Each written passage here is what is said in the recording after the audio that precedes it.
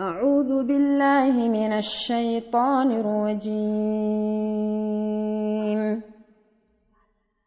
أولم يتفكروا في أنفسهم ما خلق الله السماوات والأرض وما بينهما إلا بالحق وأجل مسمى وإن كثيرا من الناس بلقاء ربهم لكافرون. أولم يسيروا في الأرض فينظروا كيف كان عاقبة الذين من قبلهم كانوا أشد منهم قوة وأثاروا الأرض وعمروها أكثر مما عمروها وجاءتهم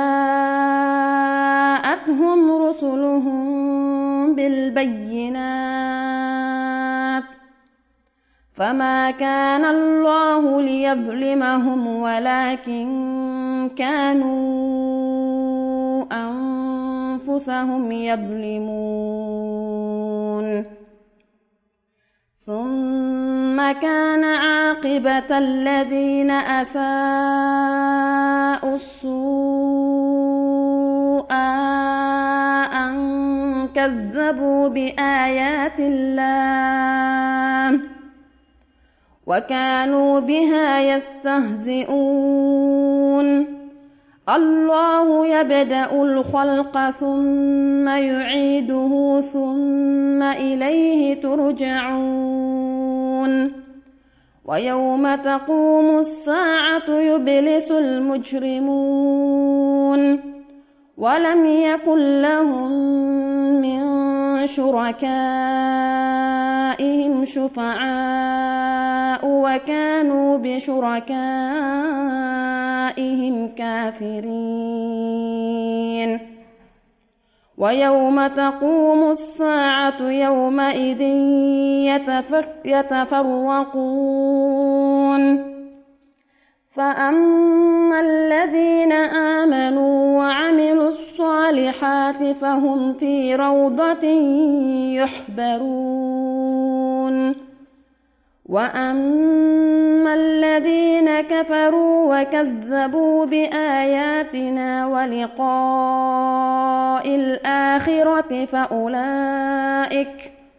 فأولئك في العذاب محضرون. فسبحان الله حين تمسون وحين تصبحون وله الحمد في السماوات والأرض وعشيا وحين تظهرون. يخرج الحي من الميت ويخرج الميت من الحي ويحيي الأرض بعد موتها وكذلك تخرجون. ومن آياته أن خلقكم من تراب ثم إذا أنتم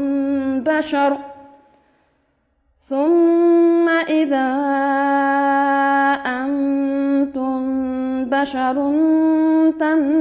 تنتشرون.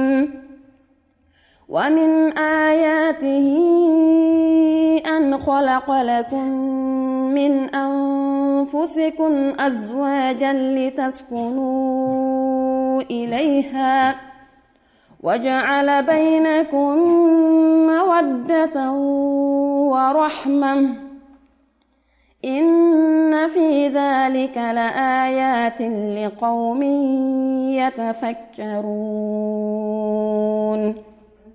ومن آياته خلق السماوات والأرض واختلاف ألسنتكم وألوانكم إن في ذلك لآيات للعالمين.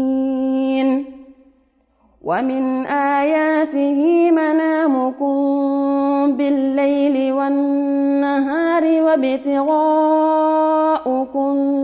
من فضله إن في ذلك لآيات لقوم يسمعون ومن آياته يريكم البرق خوفا وطمعا وينزل من السماء ماء